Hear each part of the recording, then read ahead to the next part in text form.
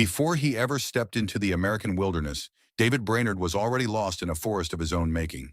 Haunted by the early ghosts of orphaning and a melancholy that threatened to swallow him whole, Brainerd's life was not a steady march of faith, but a violent, beautiful wrestling match with the divine. He didn't just preach the gospel, he bled it into the snow, proving that the brightest light often comes from the most broken lamps. The history of the Christian missionary movement is often told through the lens of grand triumphs and vast geographical conquests.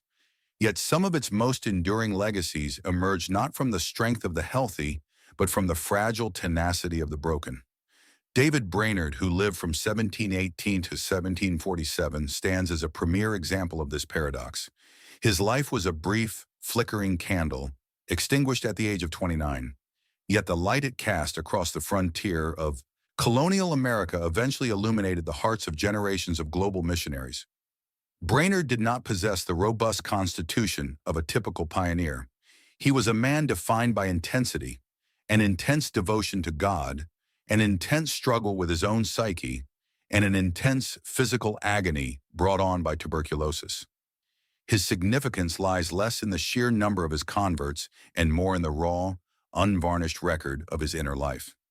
Through his diary, edited and immortalized by the great theologian Jonathan Edwards, Brainerd became the archetypal evangelical saint, a model of sacrificial piety and renunciation of earthly comforts. To understand Brainerd is to look beyond the surface-level facts of 18th century New England and peer into the dark, thick grove of a soul constantly seeking the unspeakable glory of the divine. His journey from an orphan youth in Connecticut to the spiritual shepherd of the Delaware Indians is a narrative of spiritual formation forged in the fires of personal tragedy and religious awakening. It is a story that illustrates how personal weakness, when surrendered to a higher calling, can become a conduit for historic influence. The roots of David Brainerd's spiritual intensity can be traced to the rugged landscape of Haddam, Connecticut, where he was born on April 20th, 1718. His upbringing occurred within a traditional Puritan framework, but the stability of his world was prematurely shattered by a succession of profound losses. The death of his father, Hezekiah, when David was only 9, followed by the passing of his mother, Dorothy, 5 years later, left him a 14-year-old orphan. These early encounters with mortality did more than just alter his living arrangements. They seemingly carved a permanent hollow in his emotional landscape. The psychological and emotional struggles that would haunt Brainerd his entire life were likely exacerbated by this early bereavement. In the terminology of the 18th century, he was described as inclined to melancholy, a state of persistent, heavy sadness that we might today identify as clinical depression. This was not merely a passive gloom, but an active, internal wrestling match. His diary entries reveal a man navigating extreme mood swings, where the depths of despair frequently collided with heights of delight. These fluctuations were inextricably linked to his spiritual self-perception. Brainerd viewed his emotional turbulence through a theological lens, often interpreting his dark periods as relentless attacks or reflections of the weight of his sin. Brainerd's spiritual journey began with an acute conviction for his sin and fear of death during his early childhood, a preoccupation that intensified as he reached young adulthood. By age 20, he had immersed himself in a rigorous regime of religious duty, reading the Bible in its entirety twice within a single year, and dedicating massive portions of each day to secret duties like prayer. Yet for Brainerd, these outward actions lacked the vital spark of internal transformation. He was a young man attempting to earn a peace that he could not yet grasp. The turning point occurred in July 1739. While walking in a dark, thick grove, a setting that mirrored his internal state, he experienced a profound shift in perception. He described this moment not as a mere intellectual realization, but as an unspeakable glory opening to his soul. This new inward apprehension of God shifted his focus away from his own religious performance and toward a hearty disposition to exalt God as the King of the universe.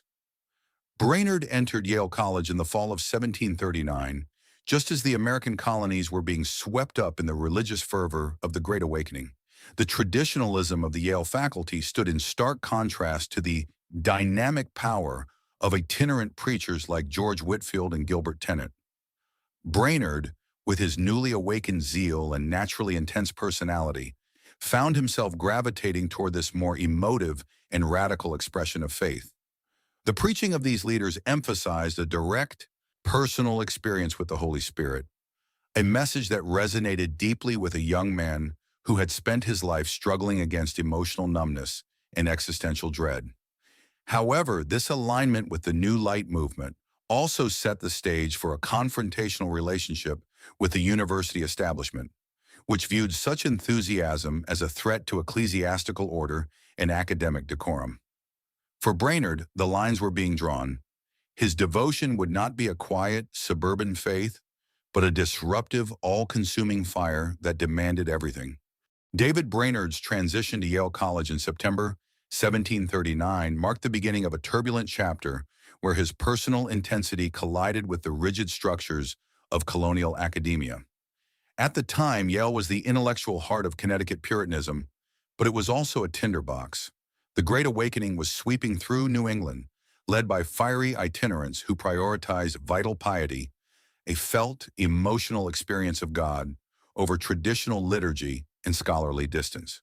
Brainerd, having recently emerged from his own profound spiritual breakthrough, did not merely observe this revival, he became one of its most fervent adherents. The atmosphere at Yale during Brainerd's tenure was characterized by a widening chasm between the old lights, who valued order in the established clerical hierarchy, and the new lights, who championed the spontaneous outpourings of the Spirit. Brainerd found himself firmly in the latter camp. For a young man who had spent years mourning his parents and wrestling with the shadows of his own mind, the New Light movement offered a language of passion and certainty that the dry lectures of his tutors could not match. However, this zeal often manifested as a lack of prudence and Christian humility.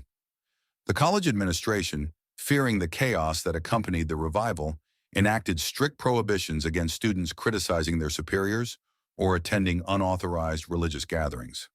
Brainerd, fueled by a conviction that his spiritual insight surpassed the dead orthodoxy of his instructors, began to view the faculty with a measure of holy disdain. This was the catalyst of his downfall. His internal transformation had produced an external defiance that the institution could not tolerate. The specific catalyst for Brainerd's expulsion occurred in the winter of 1742. After a particularly spirited prayer meeting, Brainerd was overheard commenting to a few close friends that one of the tutors, Chauncey Whittlesey, had no more grace than a chair. In the hypersensitive environment of the time, this was not viewed as a youthful lapse in judgment, but as a radical assault on the dignity of the ministry. When the remark was reported to the rector, Thomas Clapp, the reaction was swift and uncompromising. Despite being the top student in his class, Brainerd was expelled. The reason behind the severity of this punishment was rooted in the college's desire to make an example of him, to signal that enthusiasm would not be permitted to override ecclesiastical order. Brainerd's subsequent attempts to apologize and seek reinstatement, supported even by the influential Jonathan Edwards, were rebuffed. This rejection was a devastating blow. In 18th century New England, a college degree was the essential gateway to the ministry. Without it, Brainerd was a man without a country, his dreams of a settled pastorate effectively dismantled by a single intemperate sentence. The expulsion, while a bitter providence, served as the crucible that refined Brainerd's calling. Forced out of the traditional path, he was pushed toward the margins of society. It was during this period of disgrace and uncertainty that his focus shifted from the pulpits of wealthy Connecticut parishes to the spiritually destitute populations on the frontier. The very intensity that had cost him his degree was now channeled into a singular, desperate mission. He began to view his exclusion from the academic elite as a necessary stripping of his worldly pride. This phase of his life illustrates the complex interplay between character and calling. The same unyielding spirit that led to his social exile became the exact quality required to endure the physical and spiritual isolation of missionary work. He was being prepared for a life where his only audience would be God and the indigenous tribes of the wilderness. In the wake of his academic disgrace, Brainerd did not sink into permanent obscurity. Instead, his reputation for exceptional piety and fervor caught the attention of the Society in Scotland for Propagating Christian Knowledge, also known as SPCK. In late 1742, he traveled to New York to be examined by the Society's correspondents.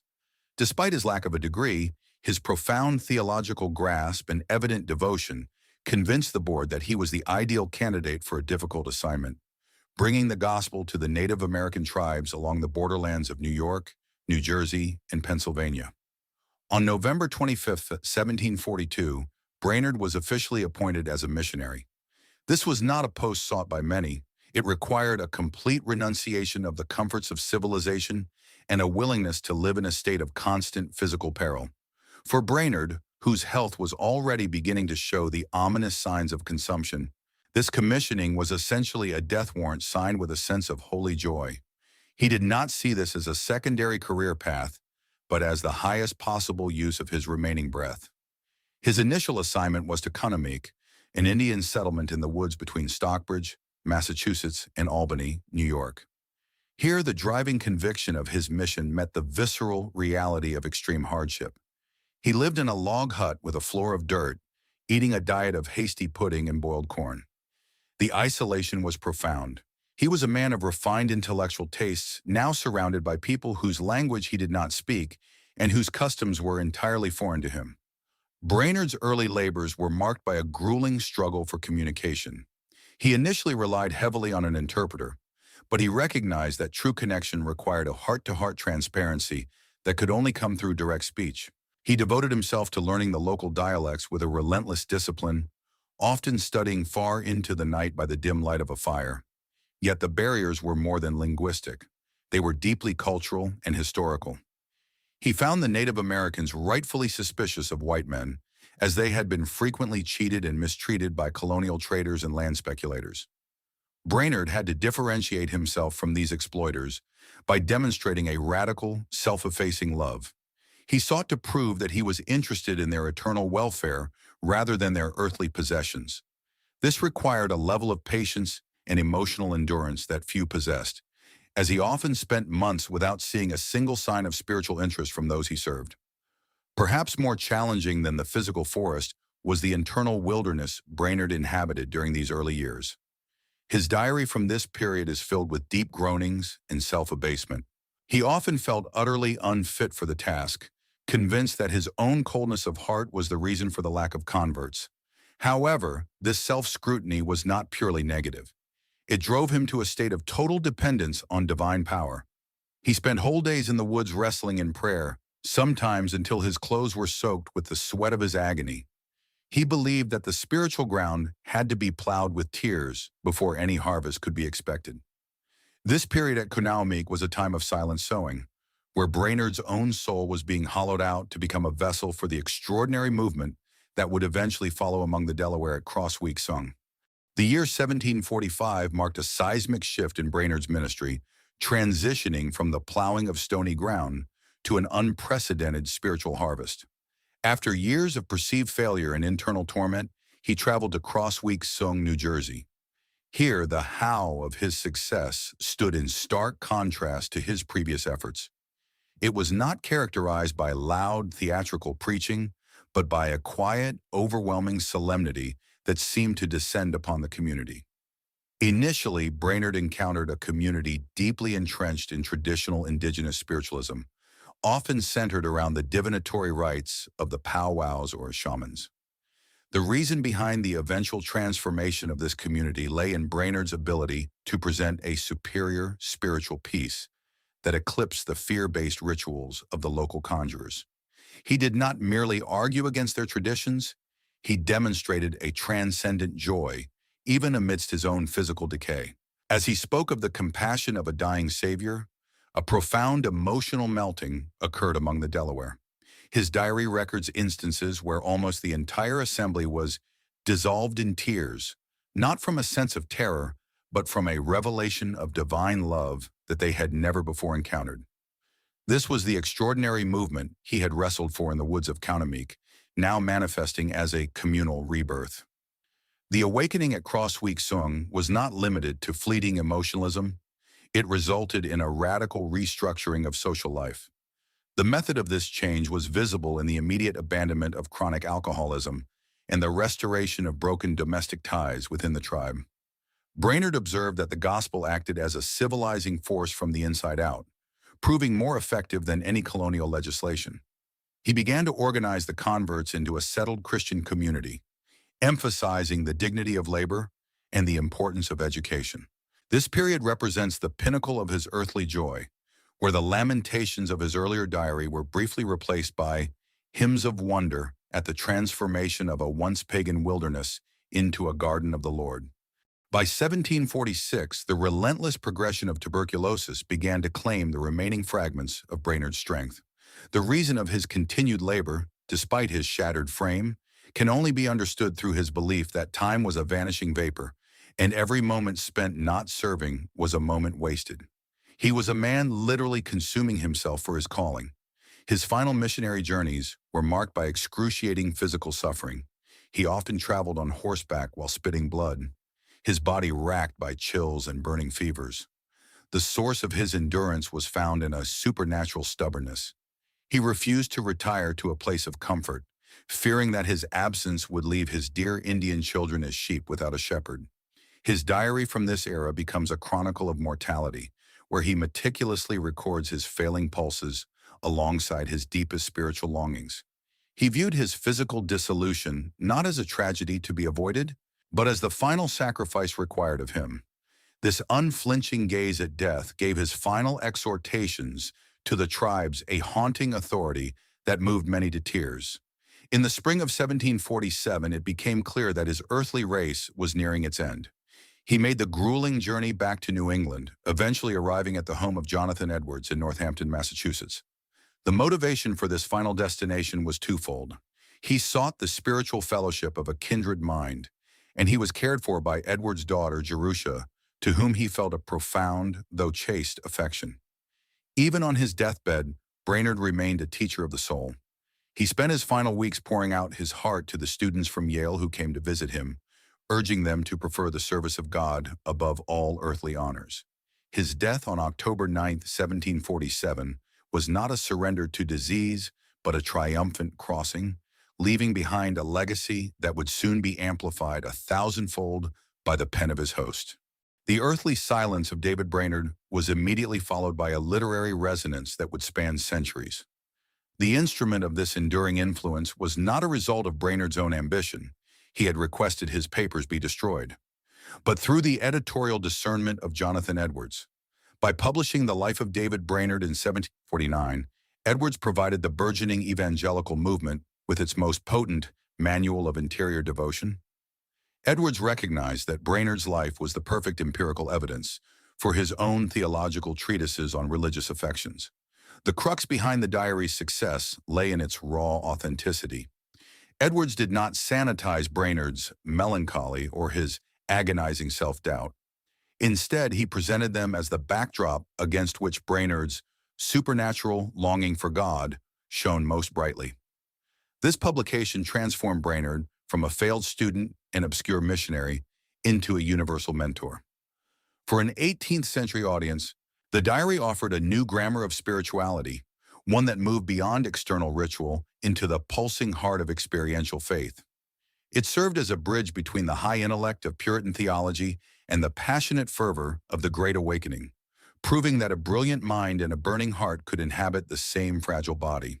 The how of Brainerd's impact on the Great Commission is found in the names of those who claimed him as their chief inspiration. William Carey, the father of modern missions, carried the diary as a sacred companion to India. Henry Martyn, the missionary to Persia, famously remarked, "I will be a second Brainerd." Adoniram Judson and Jim Elliot similarly looked to Brainerd's unflinching sacrifice as the standard for their own labors. The rationale behind this appeal was Brainerd's total renunciation of the world. In an era of increasing colonial expansion and material pursuit, Brainerd's life stood as a countercultural witness. He demonstrated that the value of a life was not measured by its duration or its comfort, but by its intensity and its aim.